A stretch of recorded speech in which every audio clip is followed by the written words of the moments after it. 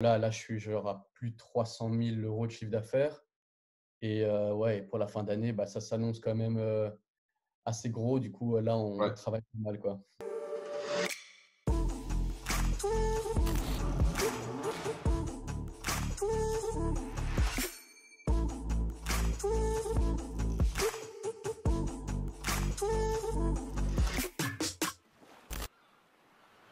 Hello tout le monde, c'est Lucas, bienvenue dans cette nouvelle vidéo. Dans cette vidéo aujourd'hui, je suis accompagné donc d'Alexandre. Alexandre, pour ceux qui ne le connaissent pas, c'est un Belge comme moi qui habite pas très loin de chez moi d'ailleurs, qui fait du dropshipping depuis, je pense maintenant un an. Enfin, il se présentera juste après. Je l'ai rencontré la toute première fois lors du e-com Empire Tour à Bruxelles, lorsque j'avais organisé donc un e-com Empire Tour à travers la Belgique et la France. Le premier meet-up se trouve à Bruxelles, on s'était rencontrés.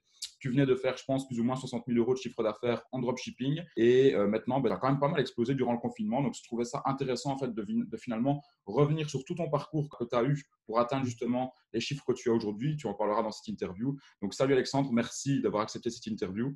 Et est-ce que tu peux brièvement te présenter qui tu es, pourquoi tu t'es lancé dans le drop et qu'est-ce que tu fais Ouais. concrètement, quoi. Ok. Ouais, donc moi, c'est Alex. J'ai 22 ans. J'ai commencé le drop, enfin, j'ai découvert le drop fin 2017 quand même, donc ça date. J'ai beaucoup procrastiné à cette époque-là. Je me lançais sur un site, puis après, je faisais ça pendant 10 jours, puis j'arrêtais, etc. Et puis, fin de l'année passée, je dirais septembre, octobre 2019, je me dis, OK, soit tu te mets à fond, soit tu abandonnes et tu passes à autre chose. Donc là, je me suis dit, OK, je me suis mis à fond dans le truc. Et ça a commencé à exploser ouais, en octobre, novembre. Ouais. Puis j'avais fait, donc comme je t'avais dit, on s'est rencontrés et j'avais fait 60 000 dollars, ouais, c'était en dollars. D'accord. Yes, donc maintenant je suis avec Alex, donc il a réalisé 60 000 euros de chiffre d'affaires sur Facebook. Alors la grosse question que les gens posent, c'est arrête de parler de chiffre d'affaires mais de bénéfices. Est-ce que tu peux dire, toi par exemple avec Facebook, tu arrives à tirer combien de bénéfices sur 60 000 euros de chiffre d'affaires par exemple? 60 000, j'ai fait 25%, donc c'est plus ou moins 15 000 balles. Ok, 15 000 voilà des euros. chiffres honnêtes comme ça. Ouais, 15 000 euros. Et voilà, mais ça a vraiment bien pris Black Friday aussi dans mon Ok, deal, ok. etc. Je crois que c'était vers février, hein, quelque chose comme Ouais, ça, en soi. ouais, c'était ça. Mais donc là, c'était sur la période de octobre, novembre et mi-décembre, j'avais fait 60 000 dollars, plus ou Ok. moins. Et donc là, vraiment, ça m'a ouvert les yeux, clairement. Je me dis, OK, il y a vraiment un truc à faire dans ce business. Et puis après, je suis parti 15 jours en vacances et je me suis mis à réfléchir sur plein de projets, etc. Et puis je suis revenu. Et puis après, il y a eu le truc du confinement, voilà, coronavirus et tout. Pendant le confinement, ça a explosé. Je faisais que ça. J'ai réalisé, je crois, avec un site, plus de 200K sur 3 mois, plus ou moins, que j'ai revendu le Ok. site après. Et voilà, là, je suis genre à plus de 300 000 euros de chiffre d'affaires. Et ouais, pour la fin d'année, ça s'annonce quand même assez gros. Du coup, là, on Ouais. travaille pas mal, quoi. Ouais, c'est ça, la fin de l'année, c'est là où tu peux faire quand même pas mal d'argent, Black Friday, etc. Le Q4, ça reste quand même, pour moi, je pense, la période de l'année où tu peux faire le plus d'argent, quoi. Ouais, Clairement, c'est c'est vraiment là clair. Ouais. où tu peux exploser. Donc là, du coup, ça va être ton tout premier Q4, en gros, en business en ligne, quoi, c'est ça? Ouais, c'est ça. En fait, l'année passée, quand j'ai explosé, c'était en plein pendant le Q4. Mais Ouais, là, je suis beaucoup plus préparé, quoi. ouais, voilà, Là, c'est ça. je suis en plein, je teste plein de trucs, etc. Et comme ça, j'ai tout ce qu'il faut pour Black Friday, mois de novembre, Noël, etc. Et puis après, je serai paré pour bombarder, quoi. Ouais, ouais, exactement. Ouais, bah écoute, donc tu as découvert le drop en 2017. Bah, moi, c'était plus ou moins, je pense, à cette période-là aussi. Ça, à mon avis, on a dû découvrir le drop plus ou moins en même temps. On a vu peut-être qu'on a vu les mêmes personnes sur YouTube. Au début, il n'y avait personne d'ailleurs. Il y avait peut-être deux personnes qui Moi, en c'était parlaient. que les Américains. Moi, c'était que les Américains tout le temps. Américains, ok. Ouais, je me rappelle, j'avais pris une formation. Je ne sais pas si tu vois, c'est Aiden Bowles. Ouais, ouais, ouais. Ça, c'était à l'époque, je te parle quand il avait 10 000 abonnés. Ah ouais. Et voilà, maintenant, le gars, il a 200 000 abonnés. Voilà, Mhm. c'est un pur monstre. Et moi, je regrette de ne m'être pas mis à fond depuis le début. Après, voilà, heureusement, je me suis quand même bien rattrapé, on va dire. Et j'ai jamais abandonné, en fait. C'est surtout ça que je regrette pas. Du coup, Ouais, c'est ça. Et puis tu t'es quand même lancé, quoi. Si tu t'étais pas lancé ouais, du tout, ça aurait été pire. Faut voir le bon côté des choses. ouais, Mais c'est du ça. coup, donc toi là maintenant, donc tu as ton business actuellement. Bah, ta particularité, c'est que tu as 22 ans, mais tu es toujours du coup aux études, quoi. On en parlait justement avant l'appel. Je savais plus exactement si tu étais aux études, si tu plus aux études. Du coup, est-ce que tu peux en parler un petit peu? Qu'est-ce que tu fais comme études? C'était en quelle année? Et qu'est-ce que Ouais. ça joue finalement dans ta vie, business et études? Enfin, qu'est-ce que ça fait, quoi, tu vois? En fait, là, maintenant, je suis à l'ICHEC, donc c'est une autre école à Woluwe-Saint-Pierre, c'est en Belgique, du côté de Bruxelles. Mhm. Là, je rentre en troisième, donc troisième de mon bachelier. Je suis en gestion d'entreprise, donc c'est tout ce qui est sciences économiques, comptabilité, enfin, tous des trucs vraiment liés à l'entreprise. Je t'avoue qu'au début, moi, je ne savais pas trop quoi faire. J'avais commencé, j'étais à Solvay, je ne sais pas si tu vois, Ouais, ouais. j'étais à Bruxelles. J'aimais pas du tout, c'était l'université pure. Mhm. Tu viens, on ne te calcule pas, tu fais ton truc et Ouais, t'as un voilà. numéro et c'est théorique à Ouais, fond, c'est quoi. ça. Et donc j'ai fait ça pendant 2 ans. Puis après, je me dis, bon, je vais changer sur un truc un peu plus comme une école où on prend moins comme un numéro et comme une personne plus. Du coup, là, j'ai été et en même temps, j'ai commencé le drop. Et puis, ouais, du coup, depuis 1 an, ça a commencé à exploser. Et là, vu que je suis dans ma troisième année, j'essaye de rester concentré sur les deux. C'est pas toujours évident parce que faut dire quand même qu'avoir un business, ça prend quand même pas mal de Ouais. temps. On parlait avant niveau comptabilité, niveau gérer les gens, etc. C'est pas toujours évident. Il faut être bien organisé. Et ouais, du coup, là, je vais terminer mon bachelier cette année, normalement. Et je vais essayer d'être bien organisé pour pouvoir faire les deux. Sinon, ça va pas du tout aller. Et je verrai bien, quoi. Mais sinon, Ouais. voilà. Ok. C'est un peu. Ouais, il y a toujours moyen, mais c'est vrai que gérer les deux, c'est pas facile, surtout que bah, l'école, c'est sympa, tu as les résultats sur une feuille, tu as des 19 sur 20, tu as des 11 sur 20. Ouais, mais Et c'est dans pas le le business, tu as des résultats vraiment, je veux dire, monétaires, quoi. Donc, tu as tendance à plus se focaliser ton attention vers finalement l'argent que des résultats, je vais pas dire, enfin, des résultats qui sont sur papier, quoi, on va dire. Donc, c'est vrai Ouais, que c'est beaucoup plus compliqué. Mais justement, comment tu fais, toi, tu parlais d'organisation, pour ceux qui nous regarderaient, qui veulent se lancer dans le drop ou bien qui sont déjà dans le drop, et qui ont un boulot à côté ou des études, comment tu fais toi pour gérer ton temps et pour bien t'organiser, savoir bien gérer les deux, quoi. ben, je dirais ce que je fais, ce que j'ai commencé à faire, et ça m'aide quand même pas mal, c'est que la veille, au soir ou bien le matin, hyper tôt, je me réveille quand même assez tôt, enfin, par rapport aux étudiants normaux, je pense, vers ouais, 7h30, 8h, voire un peu avant quand même, 7h, 7h30, je dirais. Et je vais mettre mes tâches de la journée sur une feuille et je vais dire, OK, ça j'ai à faire, ça j'ai à faire, ça j'ai à faire. Et puis après, je vais au sport fin de journée ou bien le matin, ça dépend ouais, de mon état d'esprit. Et voilà, j'essaie de m'organiser aussi sur la semaine. Je me dis, OK, j'ai ces tâches-là à faire. OK, je passe tant de temps pour les travaux de l'UNIF. Voilà. Et puis après, je passe tant de temps sur le business. Mais souvent, Ouais. le business prend dessus parce que c'est quand même un travail à plein temps. Et ouais, comme je disais, gérer une société, c'est autre chose que enfin, de jouer à un jeu, quoi. C'est Ah, ça n'a vraiment rien à voir, hein. concret, quoi. C'est vraiment. Ouais, En ouais. plus, quand tu as de l'argent en jeu, tu dois quand même faire gaffe parce que ça part vite. En plus, l'argent, ça rentre difficilement, mais ça part hyper rapidement. Mhm. Du coup voilà, c'est pas toujours Ouais, évident, ouais, mais c'est clair. Ouais, ouais. Et puis de toute façon, organiser. c'est vrai que parfois à l'école, j'en sais rien, quand tu as des examens ou quoi, s'il y en a qui nous regardent qui sont encore étudiants, quand tu as des examens, tu peux te dire putain, c'est compliqué. Mais quand tu as une société, c'est encore des responsabilités plus compliquées. Il y a des gros problèmes qui viennent aussi, parce qu'il ne faut pas Ouais, croire gagner de l'argent, beaucoup d'argent. C'est pas tout rose. En fait, après, tu vas avoir, comme on dit, comme on pourrait dire, par exemple, quand tu commences à avoir des centaines de milliers d'euros sur ton compte, ou même moins, hein, on peut dire que tu as des problèmes parce que tu commences à gagner de l'argent, des problèmes de riches, comme certaines personnes disent aussi. Et c'est vrai que c'est tout des problèmes niveau comptabilité aussi, où tu as beaucoup plus de responsabilités finalement qu'à l'école, quoi. Donc ça, ouais, il c'est faut bien se le dire aussi, quoi. Les gens ne se rendent pas vraiment compte. Je pense que mes premiers milliers d'euros, j'étais super excité. J'avais envie de tout claquer. En plus, moi, je suis quelqu'un qui dépense quand même beaucoup d'argent. Ok. J'adore dépenser, tu vois. Mais depuis que j'ai commencé vraiment à avoir du concret, que ce soit régulier, que je commence à faire vraiment des chiffres quand même, enfin, c'est Mhm. quand même du volume, bah, je suis devenu beaucoup plus strict. Et je t'avoue, maintenant, je suis tellement plus radin. Mais vraiment, au début, je me suis acheté quelques trucs. Voilà, je me suis acheté des petits plaisirs et tout. Mais après, enfin, j'ai même plus envie, quoi, parce que j'ai d'autres objectifs. Et Ouais. à chaque fois que je dépense, je me dis, ouais, si j'achète ça, ben, ça va me prendre plus de temps à acheter ci ou acheter ça. Et donc, du coup, ça me ralentit dans là où je veux être, quoi. Ouais, Du ouais, je coup, comprends. à chaque fois que je veux acheter quelque chose de quand même conséquent, ben, je réfléchis 10 fois, quoi. Ouais, c'est ça. Et justement, quand tu as commencé, donc toi, tu as découvert le drop en 2017, tu as pas mal procrastiné, etc. Mais finalement, qu'est-ce qui t'a vraiment donné ce déclic de te dire, OK, là maintenant, il faut que j'y aille, il faut que je fonce, vu que tu as quand même procrastiné juste Ouais. pendant 2-3 ans, quoi, si je dis pas de bêtises. Ouais, mais c'est quand même pas mal. Mais j'étais dans ma période, tu vois, quand tu avais 18 ans, je rentre à l'UNIF, tu es un peu en mode, tu vis la belle vie, tu dis je sors, etc. Au début, ben, je tentais, je me dis, oh, ça a l'air intéressant parce que j'ai toujours voulu être entrepreneur, faire tout de moi-même. Tu vois, j'ai toujours dit à mes parents, depuis que je suis petit, je veux faire truc de moi-même. Et donc, j'essayais, mais je n'étais pas du tout sérieux. Et puis, l'année passée, fin de l'année, je me rappelle, j'ai eu un peu de chance parce que j'avais mes parents qui m'avaient fait un petit compte épargne. Mhm. Et donc, du coup, je l'ai touché à mes 21 ans l'année passée. Et là, je me dis, OK, maintenant que tu as le capital pour faire plus ou moins ce que tu veux, c'était pas beaucoup, hein, c'était 5 000 euros, c'était voilà, c'était quand même de l'argent, mais je veux dire, Ouais. je me dis, OK, là, tu peux faire ce que tu veux, mets-toi vraiment à fond et concentre-toi et tu vas voir, tu vas y arriver si tu te mets à fond. Et du coup, je testais, je testais, je testais. Puis, à un moment, je suis descendu à 1 000 euros. Il me restait vraiment plus beaucoup. Je me dis, là, soit je perds tout et je recommence à zéro comme avant Mhm. et je vais être encore là à pas savoir ce que je veux. Ou bien, je me concentre vraiment sur un truc et je me mets all-in et c'est ce que j'ai fait. Et puis, voilà, ça a pris, quoi. Ok. Mais ouais, j'ai vraiment persisté, tu vois. Et je me rappelle à l'époque, je disais aux gens, ils me disaient, ouais, putain, ouais, ils me prenaient pas vraiment au sérieux. Et puis, je me rappelle, dès que j'ai commencé à avoir vraiment des trucs concrets, quand tu vas sur ton truc Shopify et que tu vois 2 000 à 3 000 euros par jour, tu te dis, OK, bah, c'est du sérieux, quoi. Ouais, c'est ça, ok.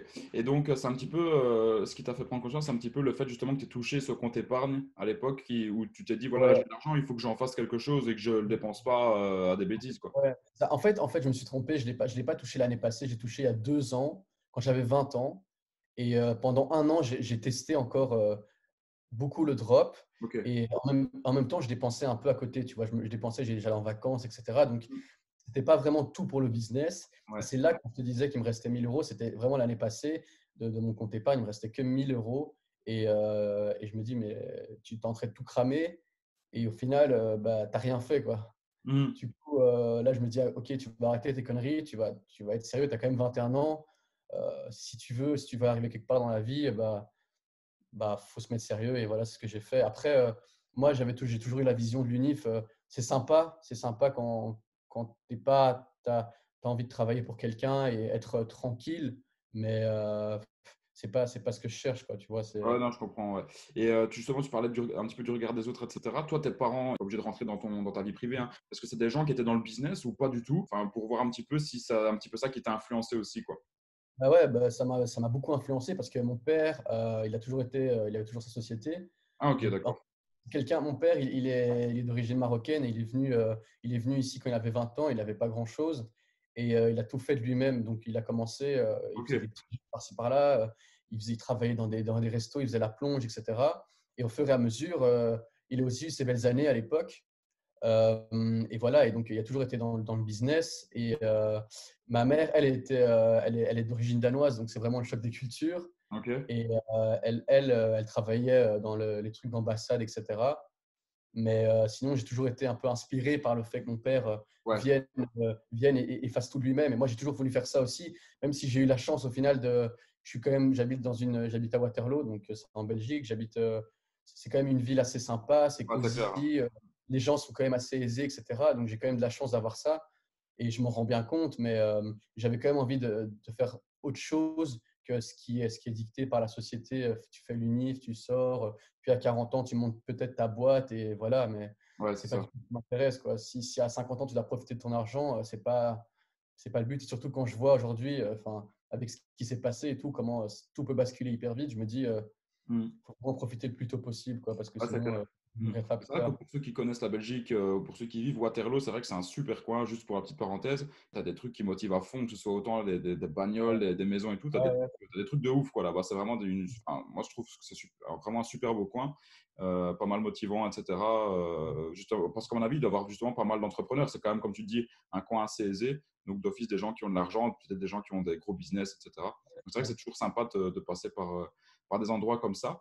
Et ben justement, le point de vue de tes parents ou bien de ton entourage avant que tu te lances et maintenant, j'imagine qu'au début réticent, maintenant content, mais comment ça s'est passé un petit peu?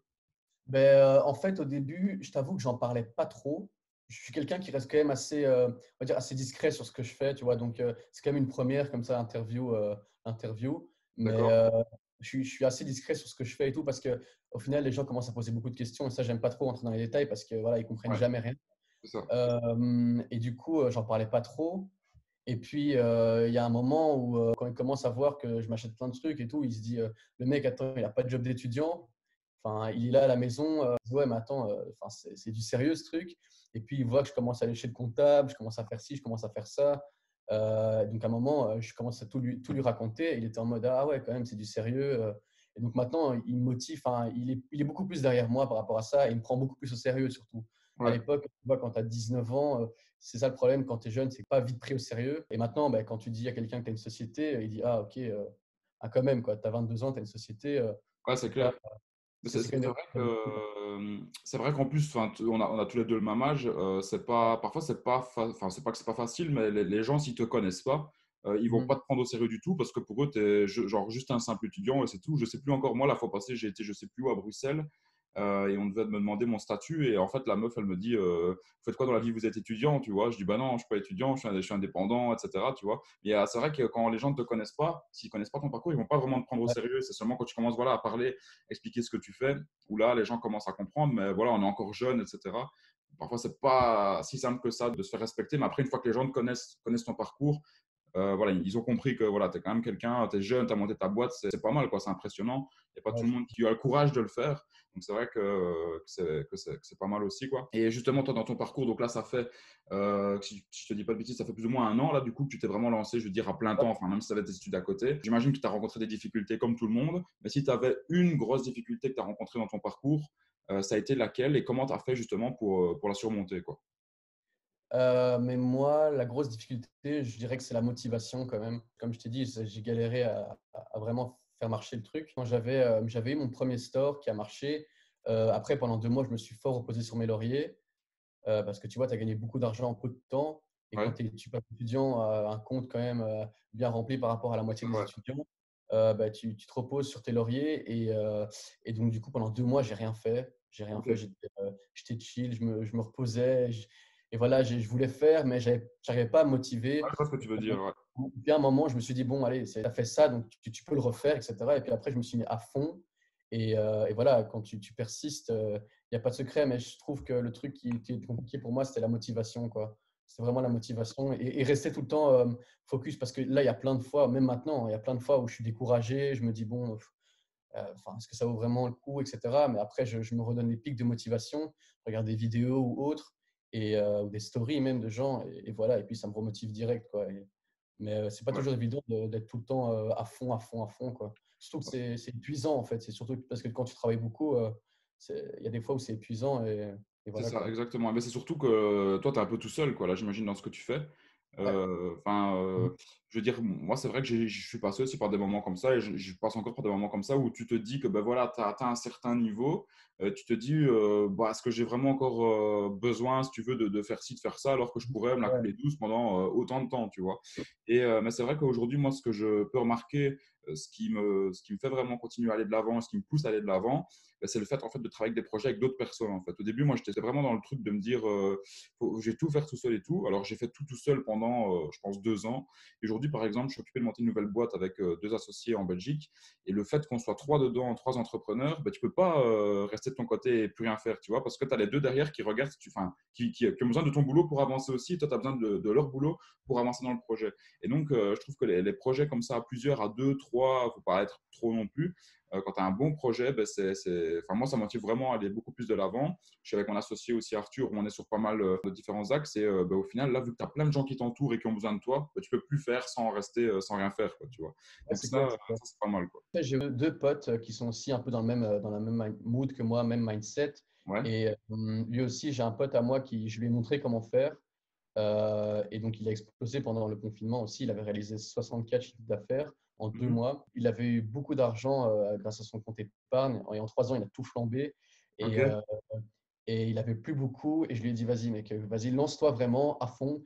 Et c'est parti direct. Et du coup, voilà, maintenant, il travaille tout le temps à côté de moi et on se motive. Et donc, ça, Ouais, c'est pas mal, ça. ouais, j'en ai aussi un autre pote qui fait la même chose. Et donc, on est à trois, on a un petit groupe à trois et on se motive tout le temps, quoi. Et ça, Ouais, c'est ouais. quand même Ça, sympa, c'est Et justement, ça, donc, c'est- tu parles là, tu parles de e-commerce, donc tu as mis ta pote dedans, etc. Mais je veux dire, sur le court, moyen et long terme, qu'est-ce que tu dois faire? Est-ce que tu as des objectifs bien définis? Est-ce que tu dois continuer à faire du e-commerce pendant 5, 10, 15 ans de ta vie? Ou est-ce que tu vas passer sur d'autres business, créer une vraie marque, voir un petit peu, voilà, qu'est-ce que tu as dans ta tête quoi, sur le moyen terme? Ben déjà, avec ce business, je trouve que c'est quand même un moyen d'accumuler beaucoup de cash flow hyper rapidement. Donc, mon but là, c'est quand même enfin, d'accumuler beaucoup de cash. Et Mhm. puis, moi, ce que je compte faire, bah, après, le e-commerce, c'est un truc, tu vois, il est en plein boom. Quand tu vois Ouais. Jeff Bezos, quand tu vois le mec de Gymshark qui a fait, le mec a 25 ans, une société Mhm. à plus d'1 milliard, c'est quand même, voilà, ça montre bien que le e-commerce, c'est quand même le futur. Mais ouais, moi ce que j'aimerais vraiment bien faire dans le futur, c'est investir en IMO et créer des marques, quoi. C'est vraiment les choses qui… Enfin, c'est vraiment le truc qui m'excite le plus. Et avec le drop, tu as quand même les bases pour tout ce qui est marque, etc. Tu apprends à gérer les gens, tu apprends à gérer les Mhm. stocks, tu apprends à faire ci, faire ça. Du coup, c'est quand même des bonnes bases. Et puis après, tu as le capital et tu peux te permettre d'avoir des projets par-ci, par-là. Et voilà, quoi. Ouais, c'est ça. Et puis, c'est vrai que le drop, ça, je l'ai déjà répété plein de fois, c'est vraiment le métier qui te permet de, en fait, de toucher à tout et de savoir un peu tout faire, quoi. Ouais. Tu dois gérer du personnel, que ce soit du graphisme, que ce soit du copywriting, que ce soit du marketing, enfin, absolument tout. Du sourcing de Mhm. produits, ça t'apprend à tout faire, donc ça, c'est génial. Pour après, ça t'apprend à négocier aussi, donc même dans l'immobilier, tu auras toujours des petits skills, en fait, qui vont te servir pour d'autres métiers qui sont totalement différents, quoi. Et l'immobilier, en plus, bah, toi, tu es en Belgique, et en Belgique, l'air de rien, dans l'immobilier, il y a moyen de faire vraiment des trucs très, très sympas. Tu as des bonnes niches fiscales, etc., qui sont 100% légales. Donc, c'est vrai qu'il y a vraiment de quoi faire. Et je t'encourage vraiment à aller vers la création de marque et tout. Tu verras, enfin, c'est l'avenir, comme tu dis, quoi. Moi, je te rejoins à 100% là-dessus. Le e-commerce, tout ce qui touche au e-commerce, au paiement en ligne, etc., c'est pour moi l'avenir aussi. C'est là-dedans que tu vas pouvoir faire le plus de chiffres. Enfin, pour moi, ouais, c'est clairement ce qui va battre tous les records dans les prochaines années, quoi. Et Ouais, justement, c'est clair. en parlant de chiffres, donc là, tu m'as dit que tu étais arrivé plus ou moins à 300 000 euros de chiffre d'affaires. Est-ce que tu peux en parler un peu plus en détail? Est-ce que c'est avec des influenceurs? Est-ce que c'est avec Facebook? Si c'est avec l'un ou l'autre, pourquoi est-ce que tu t'es dirigé vers cette source d'acquisition de trafic-là, en fait? Donc, ouais, je suis à plus ou moins un peu plus de 300 000 euros de chiffre d'affaires maintenant. Et c'était full avec du Facebook. Donc, Ok, que du Facebook, sur Facebook, Facebook Ads. Quand j'avais commencé, j'ai commencé avec les influenceurs. J'avais essayé les pages de mèmes, j'avais essayé les petits influenceurs par-ci par-là, mais j'y arrivais pas trop. Et en fait, quand je t'avais dit, hein, quand tu vois Facebook à première vue, ça paraît quand même un peu compliqué. Après, quand tu t'y mets, tu vois que c'est quand même, enfin, c'est pas, il y a des ouais. stratégies, etc., mais c'est quand même simple. Je veux dire, Mhm. l'utilisation du truc, c'est quand même simple, c'est beaucoup de logique aussi. Ouais. Et donc, ouais, moi, j'ai fait que avec du Facebook. Le premier store où j'avais fait 60K, c'était marché worldwide, donc c'était Ok. en anglais. Mhm. En anglais. Et le deuxième, par contre, c'était sur le marché français. C'était un produit sur le marché français. Là, je suis sur les deux marchés, quoi. Là, j'essaie de faire sur les deux marchés. Je teste aussi des marchés un peu moins exploités. Ouais. C'est quand même, tu sais, il y a beaucoup de potentiel. Ok. Et voilà, donc. Ok, ok, ouais. Ouais, c'est vrai que justement, je te demandais ta plus grosse difficulté. Il y en a qui auraient peut-être pu penser que c'était des difficultés avec Facebook, etc. Finalement, les difficultés avec Facebook, c'est pas insurmontable, quoi. Il y a des difficultés à côté qui sont plus grosses que ça, qui sont plus difficiles. Finalement, avec Facebook, je pense qu'à partir du moment où tu es persévérant, que tu te renseignes, il y a tout le temps moyen de détourner certaines difficultés, comme des comptes bloqués, etc. Du coup, toi, est-ce que tu peux certainement que tu en as eu aussi des difficultés dans Facebook? Après, je vais souvent vers les gens sur Insta ou quoi. Je contacte beaucoup de gens, donc j'essaie d'être en contact avec pas mal de gens qui sont plus ou moins dans le même milieu. Moi, je dis toujours, quand il y a un problème, il y a une solution, quoi. Du coup, moi, j'ai déjà eu pas mal de blocages sur Facebook, les pubs qui sont refusées, les comptes. J'ai eu le business manager carrément bloqué, mon compte perso qui a été bloqué pendant une journée. Ah ouais. Euh, et du coup, ouais, mais à chaque fois, j'essaie de trouver des solutions en ligne, ou bien j'envoie des messages à des gens et tout, et tu en as toujours un qui te répond et tu arrives un peu à trouver un truc, quoi. Et souvent, je trouve les trucs de moi-même au final parce que je me renseigne à droite, à gauche, je prends un peu les infos de partout et je teste pas mal de trucs et puis je vois que ça marche et puis voilà.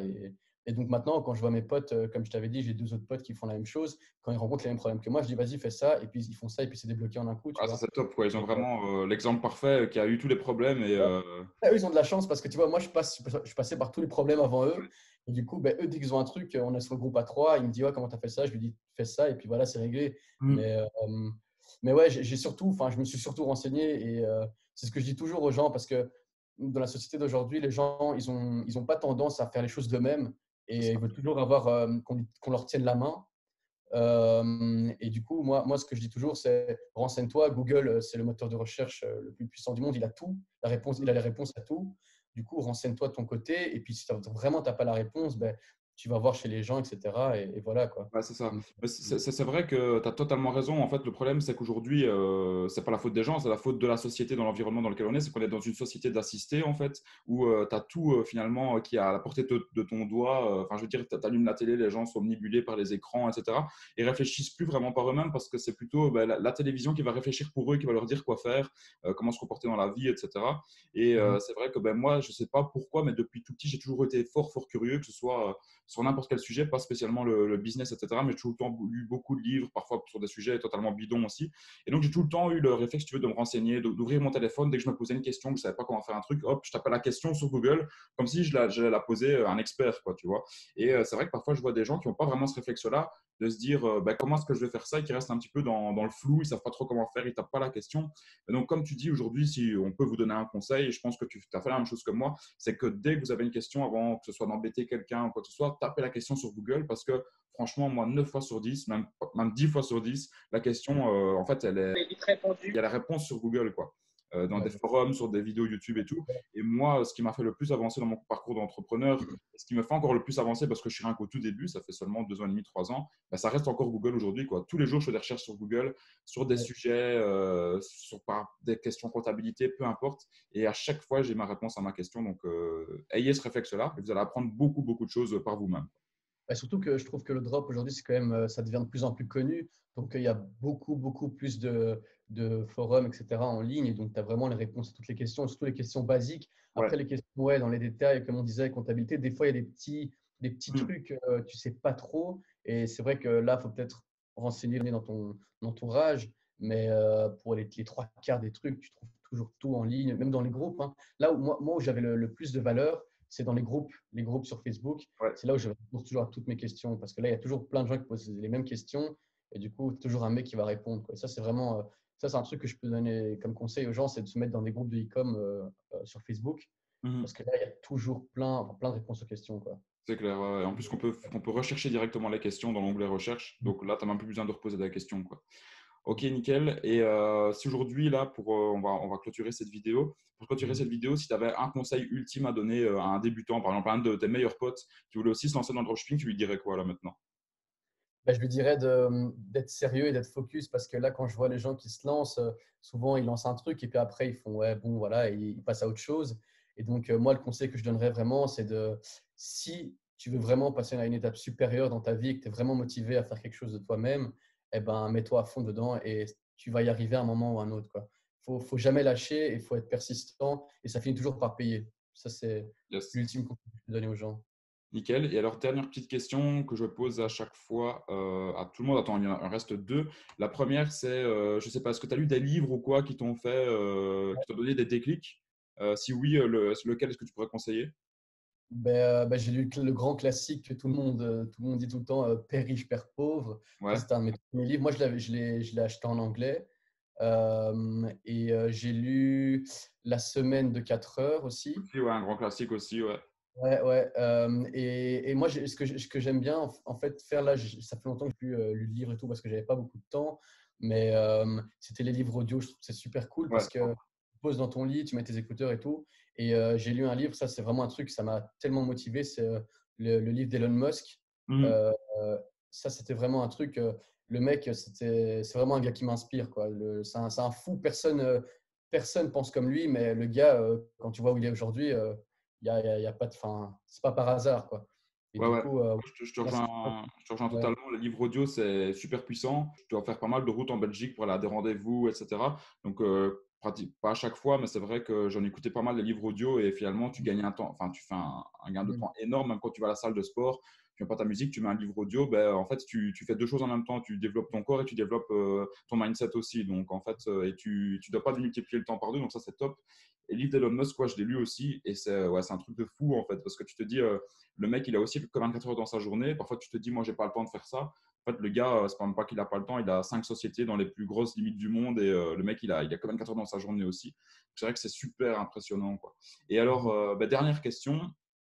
Est-ce que pour toi, tout le monde peut réussir dans l'entrepreneuriat? Est-ce que pour toi, tout le monde est fait pour l'entrepreneuriat? Ou bien est-ce que c'est un truc voilà, que Dieu te donne quand tu es occupé de naître, qui te donne un pouvoir magique par rapport aux autres, quoi? Ouais, non, mais ça, c'est clair que tout le monde est fait pour ça. Enfin, pas, je dis pas que tout le monde est fait pour ça, mais tout le monde peut y arriver. Ça, c'est clair que Ouais, si tu as on va dire, t'as des ambitions et que tu as envie de. Enfin, tu peux avoir des ambitions en mode salarié, hein, je dis pas, mais tu as des ambitions entrepreneuriales. Si tu en as vraiment envie, tu y arrives. Il y a pas de, je veux dire, il n'y a pas un truc magique qui fait que toi, tu as ça et pas quelqu'un d'autre. Enfin, je veux dire, on est tous plus ou moins, on est quand même égaux, on est tous des êtres humains. Et voilà. Et donc, c'est vraiment. Si tu en as envie, bah, tu y arrives. Il y a pas de, je pense qu'il n'y a pas vraiment de secret pour la réussite, quoi. Yes, ok. Ok, nickel. Ben, écoute, c'est top, hein. Merci pour cette interview. Je pense que ça va en inspirer plus d'un. On aura peut-être l'occasion d'en refaire une autre parce que, donc, pour le rappeler, tu es dans la formation e-com Empire aussi. Donc, je suis un petit peu les résultats de tout le monde. Et pourquoi pas, quand tu auras fait 600 000 ou 1 million d'euros de chiffre d'affaires, refaire une interview pour un petit peu parler du parcours que tu auras fait de maintenant jusqu'à cet objectif-là. Donc, ça, pourquoi pas. Et j'imagine qu'on aura l'occasion justement de se revoir aussi en Belgique. Ben, écoute, merci Alex pour cette interview. Merci à tout le monde d'avoir regardé cette vidéo. N'hésitez pas à la liker, à laisser un commentaire. Si vous avez des questions pour Alexandre, ben, n'hésitez pas à les mettre en commentaire ou bien je mettrai aussi ton Insta si bien sûr tu veux dans la description si les gens ont des questions pour toi. Donc voilà, merci à tous. J'espère que vous avez kiffé et je vous dis à la prochaine pour une prochaine vidéo. Salut à tous.